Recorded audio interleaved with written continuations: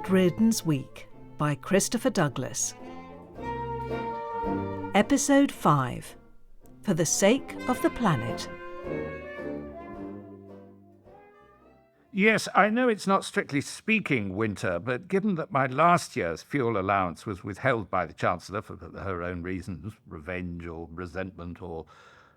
well, I don't know, people with boring jobs often bear a grudge against those of us who pursue a life of the mind. So it's some kind of easy option, when in fact... yes, of course, sorry, it's Ed Reardon, Berkhamsted HP for Precariat HP178QI. I'm a writer, and, as I say, rather a cold one. I can't believe I'm not entitled to some kind of benefit or Maundy money or something, anything. Well, yes, I am in financial difficulty. It's partly due to the salaries handed out to commissioning editors who've never had an original thought in their lives, but also because my energy supplier has sent me a bill for £14,500. Yes, I was afraid you were going to ask me that. They're called Boomtricity, and they're infamous, it seems, for their unruly smart meters. Have you ever tried to get rid of a smart meter? It's easier to remove your own pancreas. Come to think of it, most of the world's ills can be traced back to something purporting to be smart. No, gone. Back to the optimistic guitar chords. Monday. Lacking the means to renew my pool membership, I find that a few rounds with dunderheaded officialdom is no bad substitute for 50 lengths. Not ideal, of course, for one who by rights should be enjoying the laurels of his emeritus years. And no sooner has the Department for Work and Pensions put me on hold, but an email of equal idiocy arrives from a fellowship of senior hacks known as the Cancelled Club. I was welcomed into their dubious confraternity after being sacked as theatre critic of the Countrywoman magazine.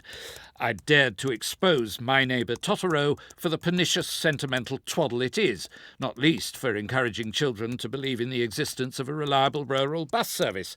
Now it appears my membership of the Cancelled Club has itself been suspended for non-payment of bar bills. So, cancelled by the cancelled, rejected by the woke, the anti-woke and the broke.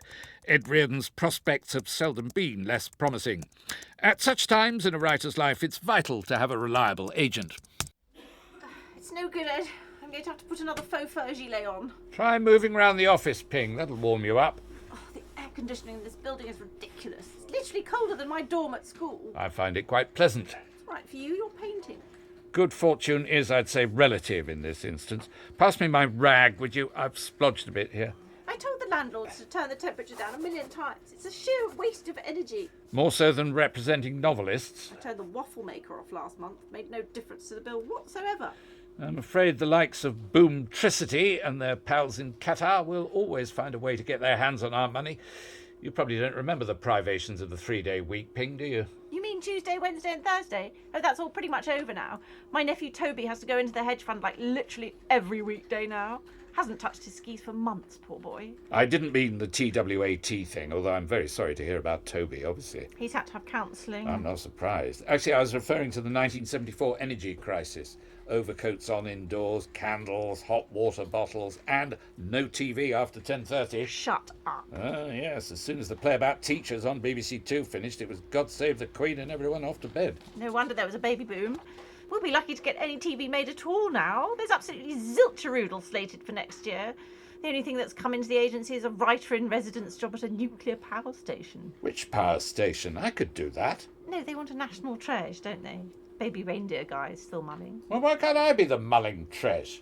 My episode of Tenko was seen by 12 million people. Nobody gets viewing figures like that these days. How many people watch Rudolph the Baby Reindeer? Zilch-a-roodle, I suspect. 13 million. Could you foot the ladder while I scrape that bit of mould off the cornice? Actually, Ed, can you paint the ceiling as well? I could, but I'd have to charge you another 15 quid for that. Cash, if you wouldn't mind. All right then, 15. Less my £1.50 commission plus VAT. Oh, really? Ed, who got you this decorating job? Here you are, Ethel. Calves liver membrane. Yes, you like that, don't you? I got paid by my agent today. Don't look so surprised. It was for painting her office. Now, what will our dinner viewing be? Oh, contains scenes reflecting attitudes of the time which some may find offensive. Imagine that's families eating meals together, children sitting up at the table, talking to each other, that kind of thing. Perfect. Right. Please log in. We'll just watch whatever's on then, just like we did 50 years ago. Right, this'll do. I'm not generally a fan of programmes about the natural world. It's not the animals I object to, nor the crumbling icebergs, which are of course concerning, but there's a sanctimonious tone to the delivery of the word planet, as though the voiceover actor is the only one who properly cares about the planet, while the rest of us are SUV-driving yahoos. Moreover, there's usually a stubbly cameraman who pops up to tell us, often in a Scottish accent, about the unimaginably harsh conditions he had to endure while capturing these unique images of the planet, prompting most of us to think, well, you chose to go to the Arctic. Either stop bellyaching or find something else to do, you great big Scottish baby. What now? Hello? Anyone in? Maggie! Oh, I thought you'd be out at the theatre again, eviscerating actors. No, I'm having a night in for the sake of the planet. Hope you don't mind me using the key. No, that's what it's for. Hello, Ethel. I've brought some treats. Miniature salmon offal pillows. Oh, how sweet of you. Actually, I've just eaten. For Ethel, I baked you a cake. Oh, that's most kind. I'm going off on a protest for a bit, so I thought... Glass of bread? Oh, yes, please. What's the cause? A nuclear power station. For or against? Ha ha. Well, my current position on nuclear is mainly influenced by professional jealousy. Richard Osman again. No, the baby reindeer man. He's been offered a writer's residency at some benighted atomic hub on the coast. And that's turned you into a passionate anti-nuke. I don't lack passion. I can join you in the tent if you like. Oh, it's a sort of Greenham Common reunion. Several of us were there at one time or another. Of course, that's where the yarn bombing started. Yes, we wove rainbow-coloured wool round the entire perimeter fence of the airbase. Couldn't manage it now, of course. Once round a statue of Churchill is about our limit these days. I pushed a pram full of hash cakes along that Greenham fence once to help out a stilt walker I was courting. Does the name Spud ring any bells? Oh, there were spuds by the sackful at Greenham. They almost outnumbered the Wendy's. Oh, we might hook up again. When is the protest? Oh, it'll be Greenham 1985 rules, I'm afraid. Ah, no men after 5 o'clock. Well, that rule now has a 25-page appendix, but let's not go there. Anyway, I've made a cake to keep you going, and it's a special one. Is it like the ones Spud used to make? No, not like those, I'm afraid. But it does have a story attached. Got a great big picture of a dog on the icing. Yes. So, in our group, we take it in turns to bake a cake for each other's birthdays. And Lassie's in your group, is she? No, Tamsin. I didn't know her when she joined last November, so I'd no idea how to decorate her birthday cake. Then I saw she had a photo of a dog printed on the side of her knitting bag. So I took a screenshot, sent it off to Edible Crusts, and back it came printed on marzipan. And this is Tamsin's dog? But when I showed the cake to my friend Sue, she said, "What if Tamsin's dog's dead?" So I said, "Why would the dog be dead?" Sue is a script editor, presumably. No, she just likes ruining things. Yes, exactly. Sorry, your story. But then I started to wonder about it. So when we all went wild swimming... In November. Yes, around the time of the American election, I thought I'd better just check. So I swam up next to Tamsin and said... Hope your big dog's not dead. "That's a lovely looking dog on the side of your bag. You must be very fond of it." "Oh no," she said, "that dog's dead." Hypothermia? No, it got electrocuted by a farmer's fence on a mass trespass in Devon the Easter before last. So I've got last year's dead dog cake. No, I gave Tamsin the cake, but with a different icing sheet on top. Then when I baked this cake for you, I topped it With the original electrocuted dog icing sheet. Correct, which I'd kept in the freezer. What did you put on top of the other cake? The one you gave to Tamsin? Kamala Harris. So apart from that, then, it's all worked out for the best. I have to admit there's a slight ulterior motive for this. Are we talking nuclear power no thanks placards? No, of course not. Just some leaflets. Well, don't they do them at Edible Crusties? Crusts. No. I've got a little job on for my agent at the moment. We'd but... pay you to write the copy. We've got a budget. I've done a rough draft and quite a good drawing of a child suffering from radiation sickness. It just needs your wordsmith's magic. Right. And perhaps a jaunty poem about unstable nuclear waste. It's for the sake of the planet, Ed. For heaven's sake. Thursday. My first day back at the pool. New membership card activated, mind and body revitalised by 50 lengths. Though not by the so-called upgrades in the men's changing room during my absence. Oh, this is hopeless. There can be no more asinine invention than the two-button loo flush, especially when sited on the back wall of the cubicle. Neither of the chrome buttons works on its own. Press them simultaneously with right thumb and forefinger and the outcome is just as unsatisfactory, and by now quite painful. There remains only the two-handed method, involving an awkward stretch over the toilet seat so both left and right thumbs can depress the chrome buttons, and that's when things start to fall out of your jacket pockets. Ah, no, it's gone. Oh, and the cheese too. Oh, really? Yes, sir. How can I help? You kindly issued me with a new senior membership card about an hour ago when I arrived from my swim. Oh, OK. Was it you eating the miniature Edam? Yes. The thing is, there's a two-button flush in the changing room toilet. Yeah, there's double flushes everywhere. It uses less water, so it's kinder to the planet. Yes, but it doesn't work, so it's not very kind to the inhabitants of the planet, is it? Yeah, there's a knack, isn't there? Well, possibly there are martial arts masters in rural parts of Japan trained in the art of double-digit flushing, but they're no doubt busy serving their own communities, so... Oh, have you seen the toilets they have in Japan? No, I haven't. They are amazing. You should go. They're next level, seriously. They'll even give you a massage if you want. I'll bear that in mind. And you can buy houses there for £1, literally. My friend Kirsty bought one. I'm going back out for a wedding, can't wait. Right, thing is, I've accidentally flushed my new membership card away, along with a Beer Now discount voucher and the remnants of a mini Edam six-pack. Yeah, so what we can do, right, Oh, is... sorry, I have to take this. Department of Works and Pensions, I've been on callback all morning. Yes, Ed Reardon, hello. Now who's gone off on one? Right. So I claim housing credit pension top-up instead of fuel allowance. Because I'm self-employed. Yes, good. So how much would that be? A month or... 27p a week. Right. Thank you for your help.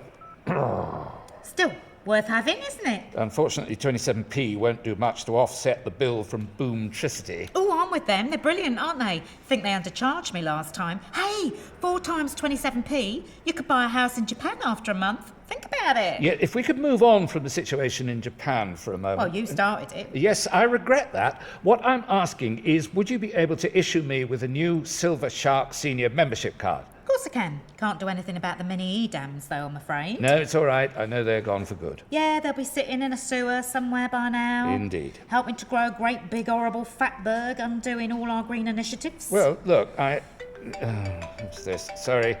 Oh, Great British Energy. What on earth can they want from me? Hello? A more responsible attitude to the planet, maybe? Here's your new card. Enjoy. Thanks for seeing us, Danny. No worries, Ping. My door's always open to fellow creatives. That's good to hear, Danny. So we just thought it was worth a howdy-doody, no-strings scope out about what the role of writer-in-residence at Great British Energy might actually involve.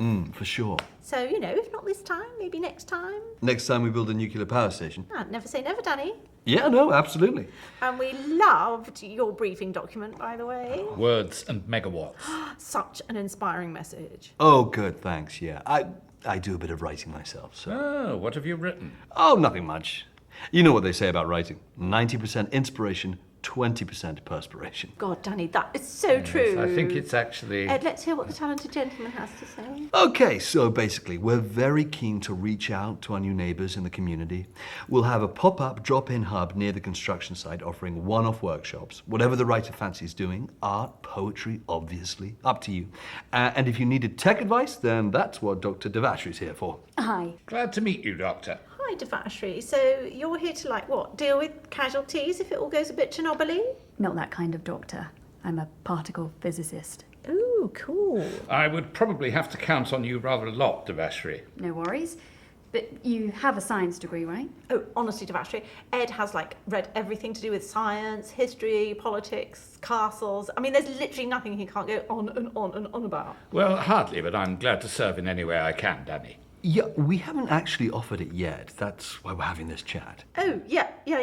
Absolutely. I mean, that's what Ed meant. And I'm not going to pretend we haven't spoken to other writers. The baby reindeer man. Oh, we tried dozens before we got down to him. Yeah, days of trawling through old copies of the Radio Times. Which yielded precisely nothing. Not even some broad-fit shoes or a set of solar-powered garden lights. Ooh, solar! Energy resource of the devil, isn't it, Debbie? Not really, Danny. Solar's a key part of the Great British Energy Integrated Network. Oh, okay, sorry. So what happened to the name Great British Nuclear? One of the ministers couldn't say nuclear. She said nuclear. It was embarrassing. I never know which it is anyway. Me neither. Neither. I do. It's nuclear. Seconded. So Great British Nuclear no longer exists. It does, but it comes under Great British Energy now. So depressing. I heard a mischievous on Woman's Hour yesterday. Oh, controversy for controversy. That's the one that really gets me. Okay, let's not get bogged down in too much scientific detail. So, key question, I guess. A lot of people in the arts, unfortunately, see nuclear, whichever it is, as kind of a dirty word. Well, not us, Danny. Good. Also, they're all scared of getting, Lawrence Foxed or J.K. Rowling. You're not on the cancelled list, are you? No, I was expelled from the cancelled club not that long ago, as a matter of fact. Excellent. Ed is so not like that. What am I not like? A wokeflake. Or any of the, the bad things. So you would be entirely free to express your opinion. We wouldn't attempt to censor you in any way, shape or form. The more satirical and mischievous, the better, as far as I'm concerned.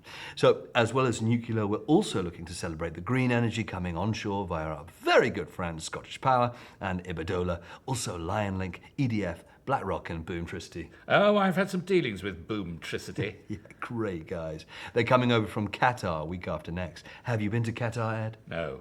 Do it. Right. Seriously.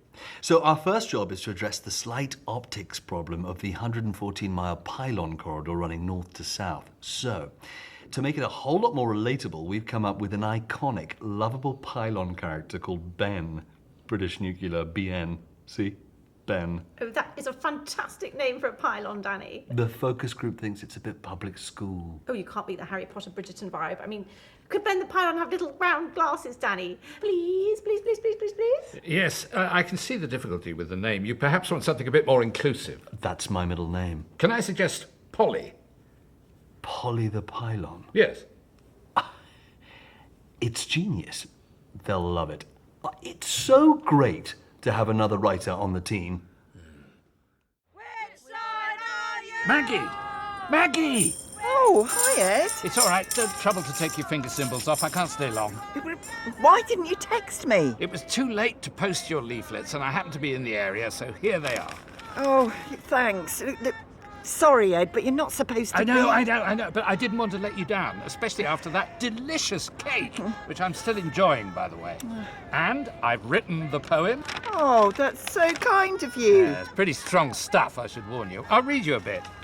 Oceans boil, humanity fries, irradiated crops. Man on sight! Old school man on sight! White beard and no woe! I'm sorry, Ed, you'll have to... Right, I'm off. But there's something I need to tell you, Maggie. I had a meeting with Great British Energy. You said you were against nuclear power because of the baby reindeer man. They've offered me his job. Well, Netflix have. No, of course not Netflix. Great British Energy. They want me to be in their department for community goodwill. Yes, all right, I'm going before I catch head lice. Cup of tea, Ed? Oh, thank you, Devashree. Still no local rage? I fear the heyday of the pop-up drop-in hub may have passed. The car boot sale's probably stolen our core demographic. It's like the first night of my play about the Suffolk farm labourers' rebellion. Did no one come to that either? It clashed with the final episode of To the Manor Born on BBC One. On a happier note, there's quite a lot of this cake left. Why's it got a dog on the icing? The story behind that is so shaggy the power station will be under the sea by the time I reach the denouement. So nice. Well, have some more or the investors will scoff it all. When are they coming? They're always late, like Danny. This reminds me of my first engineering job out of uni. I had to give a presentation for a rubbish bit of kit. My bosses knew it was rubbish, everyone at the sales conference knew it was rubbish, but I had to go through with it. What was it? An eco-flush toilet. Why would a nuclear physicist have to sell a toilet? I'm a particle physicist. Sorry, yes, but even so. Not that many jobs for particle physicists, even though it's loads harder than nuclear. But the nukes think they're God's gift to the planet, don't they? Yes, in my world, the people who write young adult fiction are a bit like that.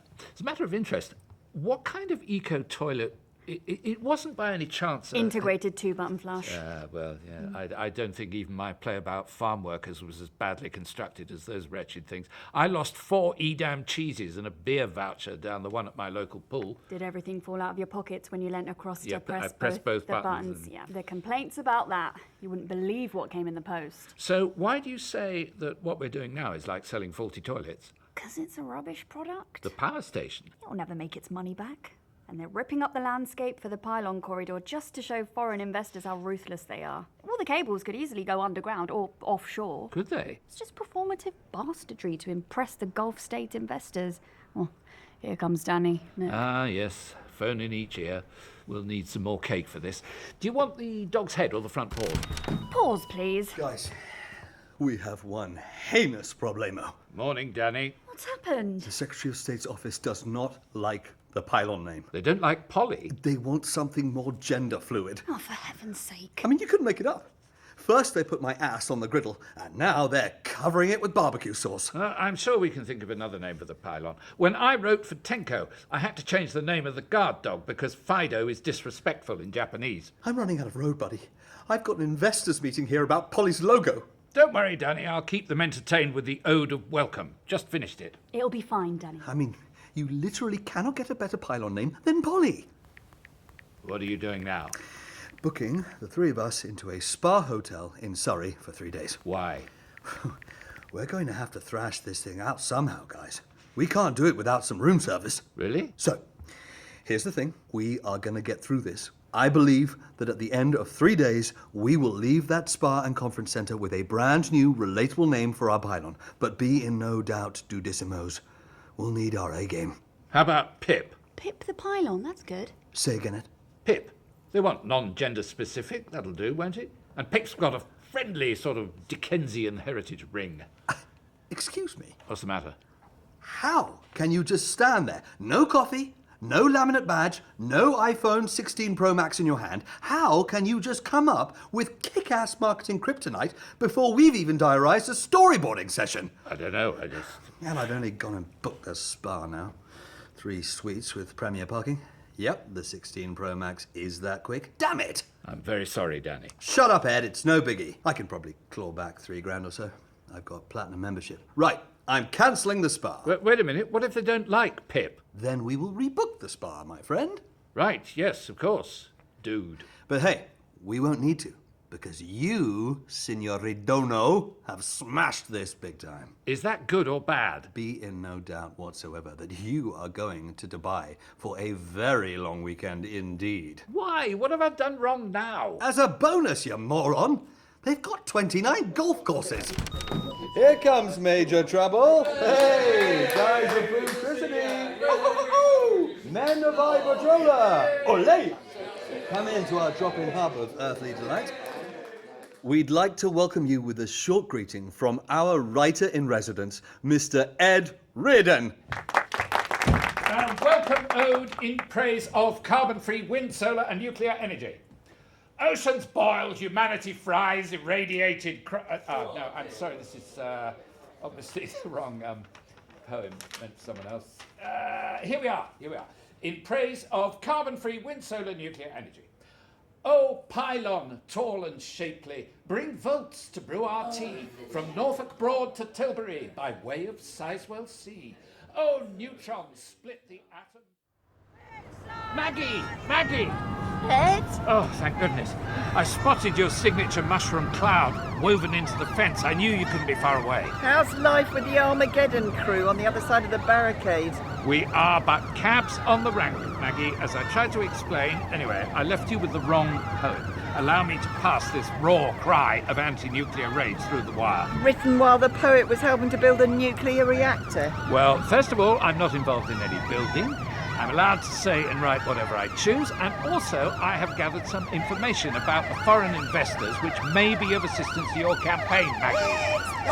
Right, let's get out of here! Maggie, come... Friday. There were echoes of the Montagues and Capulets and of Troilus and Cressida in this encounter on the barricades, and students of the Ed Reardon oeuvre may discern ironic parallels with Chapter 15 of the Cannon and Ball story, the boys' tragic breakup of 1985. However, thanks to my schmoozing the boomtricity honchos behind the wire, my £14,000 electricity bill was vaporised, and my emailed intel to Maggie about the very un-British components of Great British Energy appeared to offer hope of a reconciliation every bit as healing as Tommy Cannon and Bobby Bull's return to Blackpool in 1986, though without the religious conversion. Then came the summons from Danny. Sorry I couldn't get here sooner, Danny. There's a queue of lorries blocking the entrance. That'll be the first consignment of 2 million Pip the Pylon T-shirts, plus tellies and fragrances. That was quick work. Sure was. Only one problem. What? Party's over, amigo. The minister doesn't like the name, which means my face doesn't fit anymore either. But what on earth's wrong with Pip? Seems there's no letter P in the Arabic language. Not one of our investors will be able to say it. Would they really mind as long as they get their profits? The minister can't afford to risk giving offence. Oh dear. Well, I'm sorry, Danny. I feel that's my fault. Damn right it is, Eduardo. And as my wingman, you too get to fill your cardboard box with as much stationery as you can carry and walk right out that door alongside me. Congratulations. There's really no call for sarcasm. I have never been less sarcastic in my life, buddy. I say again, congratulations. Why? Because this, my friend, is day 0 of the most successful partnership in PR history. Right, Danny, I have to say... Can't you see? This is the best thing that could have happened to us. We get to fulfill our dreams. What dreams? Of writing together. We start with ad campaigns, commercials, then we move on to scripts, podcasts, TV series, movies. Markets which demand only the dull, the sentimental and the utterly humourless, Danny, and which celebrate neither the joy of life nor art, and certainly not the English language. Ed, I truly believe we could do all those things. The Secretary of State rejected allegations that Great British Energy has been subject to undue foreign control and warmly welcomed the arrival of a new writer-in-residence. The universally loved TV star quipped that he would try not to get his antlers caught in the power cables. Only me. Ah, you just missed your leak on the news. Otherwise, good timing. Probably won't make any difference in the long run. Cause trouble, which is perhaps all one can ever hope for. Glass of fizz? Oh, please. Now then, the first course is... Power's gone. So boomtricity's having the last word after all. Not quite.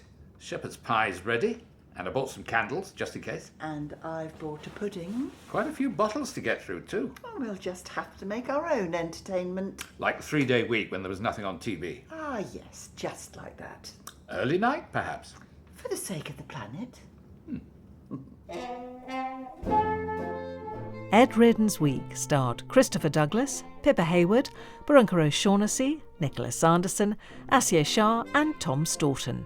It was written by Christopher Douglas, the producer was Dawn Ellis, and it was a BBC Studios audio production for Radio 4.